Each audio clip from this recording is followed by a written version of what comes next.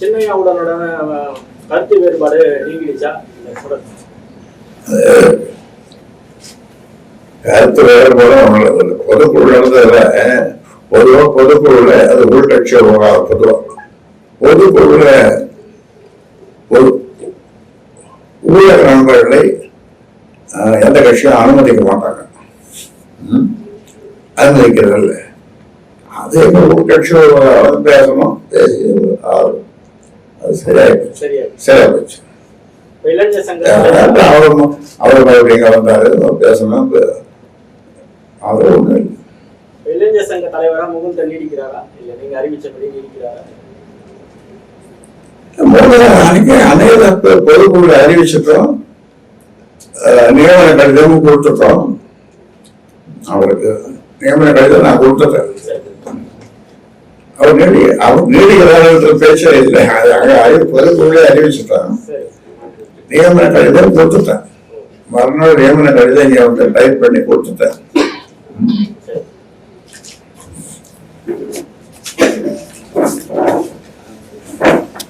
அந்த விரும்பத்தகாத நிகழ்வு வந்து கட்சி வளர்ச்சி பாதிக்கும் நினைக்கிறீங்களா? பொதுவெளியில இந்த மாதிரி இருக்கும்போது கட்சி வளர்ச்சி பாதிக்காது. ஏன்னா இது வந்து பாட்டாளி மக்கள் கட்சி உங்களுக்கு ஒரு பழைய செய்தி, நீங்க அது உங்களுக்கு நீங்க தெரிஞ்சிருக்க மாட்டீங்க. நீங்க இளைஞர், இது வயதானவங்கலாம் நிறைய பேர் அவங்களுக்கு தெரியும். என்னன்னா அந்த காலத்துல கட்சி சங்கம் ஆரம்பிச்சு அந்த காலத்துல நடத்தும் போது செயற்குழு, பொதுக்குழு, மாவட்ட குழு எதுவென்றாலும் நான் என்ன சொல்றேன்னா, என்னை விமர்சியுங்கள். நான் சொல்றேன், என்னை விமர்சியுங்கள், என்னுடைய தவறுகளை விமர்சியுங்கள். என்ன வேணாலும் சொல்லலாம், விமர்சிக்கலாம் அப்படின்னு சொல்றேன். என்னை விமர்சிக்கிறதுக்கு தயாராகிறவர்கள் அப்போ இதெல்லாம் கிடையாது. இந்த போன் தான், லேண்ட்லைன் தான், தரைவழி தான். அதில் நீங்க எனக்கு பேசுங்க, அது என்ன கடிதம் எழுதுங்க. ஐயா நீங்க இப்படி தவறு செய்றீங்க, அது நீங்க திருத்திக்கணும், இது தவறு அந்த மாதிரி எழுதணும்னு சொல்லுவேன். என்னை விமர்சியுங்கள். அதாவது எந்த கூட்டமாக இருந்தாலும் என்னை விமர்சியுங்கள். நான் கோபமா சொல்ல மாட்டேன், சாதாரணமா சொல்ல, என்னை விமர்சியுங்கள். ஏன் அப்படிதான் சொல்றீங்க? ஏன் அப்படின்னு கூடதில்ல, அப்படிதான் சொல்றீங்க. இப்போ அதுதான் கூட்டத்தில் சொல்றேன், என்னை விமர்சியுங்கள்.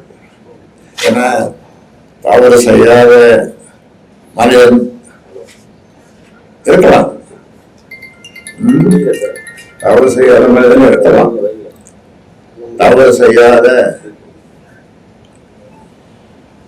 கட்சிகள் இருக்கலாம் இல்லையா? மனிதன் இருக்கலாம், கட்சிகள் இருக்கலாம், தவறு செய்பவர்களும் இருக்கலாம். அப்ப தவறுகள்னு தெரிஞ்சாதானே சொன்னாதானே. இப்ப நீங்க தவறு செய்யறேன்னு எனக்கு சொன்னாதான் நான் திருத்திக்க முடியும்.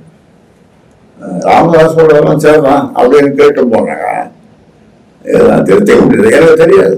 அதனால தான் என்னை விமர்சியுங்கள். இப்ப நீங்கள்லாம் இங்க இவ்வளவு பேர் இருக்கீங்க, இங்க மட்டும் இல்லை, அந்த காலத்துல 50 வருஷத்துக்கு மேல பத்திரிகையாளர் சந்திக்கும் போது இதை நான் சொல்லுவேன்.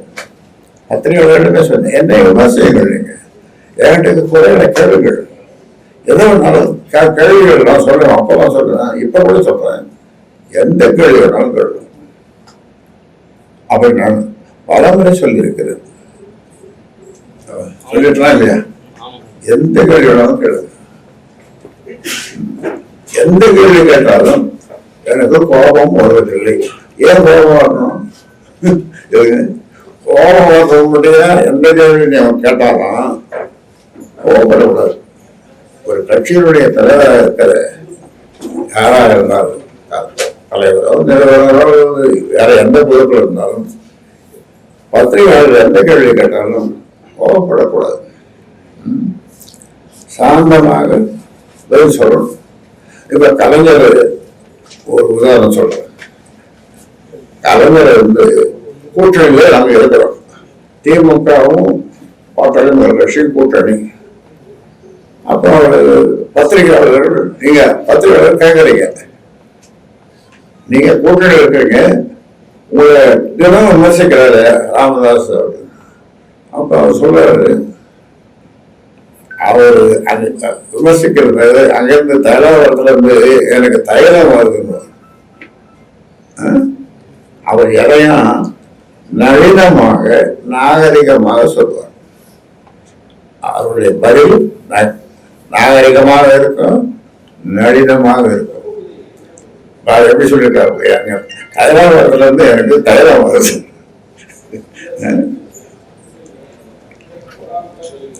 பல வேலை சொல்லியிருக்கேன். அதாவது அவரை கைது செய்து நடுவர் கைது செய்து சிறையில் அடைக்கிறாங்க கலைஞரை.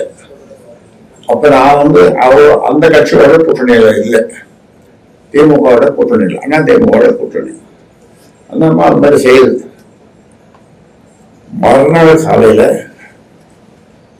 எங்க கட்சியினுடைய தலைவர் ஜி.கே. மணி அவர்கிட்ட சொல்லி, மணி கூட வாங்க அப்படின்ட்டு என்னுடைய உதவியாளர்கிட்ட டிக்கில ஒரு சேர் எடுத்து போட்டுக்கிறாங்க, ஒரு நாற்காலி அப்படின்ட்டு நேராக சென்ட்ரல் ஜெயிலுக்கு போகணும்.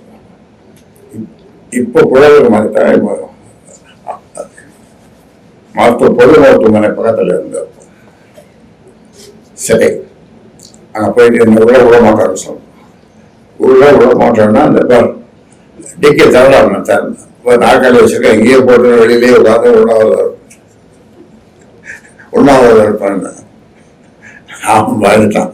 சரி சரி சரி சரி போவோம். அவர் உள்ள போதும் கலைஞர் வந்தார். கலைஞர் ஒரு 9 பண்ணிட்டு ஒரு மாதிரி பதட்டத்தோட, இதெல்லாம் உங்களால் தான் நடந்தது அப்படின்னா, இதெல்லாம் உங்களால் தான் நடந்தது. உங்களால் தான் நடந்ததுன்னா கூட்டணி அவர் கூட வைக்கல அப்படின்னு, கூட்டணி அவர் கூட வைக்கல, அவர் கூட கூட்டணி வச்சிருந்தா இதெல்லாம் நடந்திருக்காது. அந்த துணையில அந்த அர்த்தத்தில் அவர் பேசுறாரு. அப்புறம் அவரோட சமாதானப்படுத்தி உட்கார வச்சு உடம்பு பார்த்துங்க அதான் சொல்லிட்டு கேட்டு அப்புறம் வழியா அதான் அவரோட இருந்த துணை முதலமைச்சர் இவ்வளவு பாரம் வச்சிருக்கீங்க, நீங்க ஒரு துணை முதலமைச்சர் கொடுங்க தம்பி ஸ்டாலினுக்கு அப்படின்னு ஒரு கூட்டணி பொதுக்கூட்டம், பொதுக்கூட்டத்தில் நான் சொன்னேன். அப்புறம் கேட்டேன்னா ஒரு பலமுறை ஸ்டாலின்கிட்டே சொன்னேன். அப்பாவுக்கு நான் தான் சொல்லுவேன், ஆமாம் ஆமாங்க ஐயா, ஆமாங்க ஐயா, நீங்கள் தான் சொன்னீங்க துணை முதல்வர்.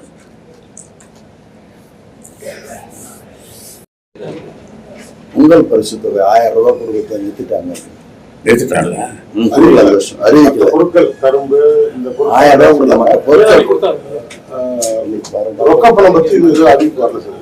இன்னும் அறிவிப்பு வரல. போதும்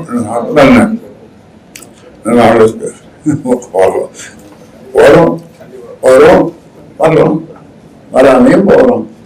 3 வரும், வரலாம், வராமலையும் போகலாம். வராம போகும்போது அப்ப நாம மறுபடியும் சந்திக்கிறோம் இல்லையா? எப்பவா சந்திக்கிறோம்? அடுத்த வாரம்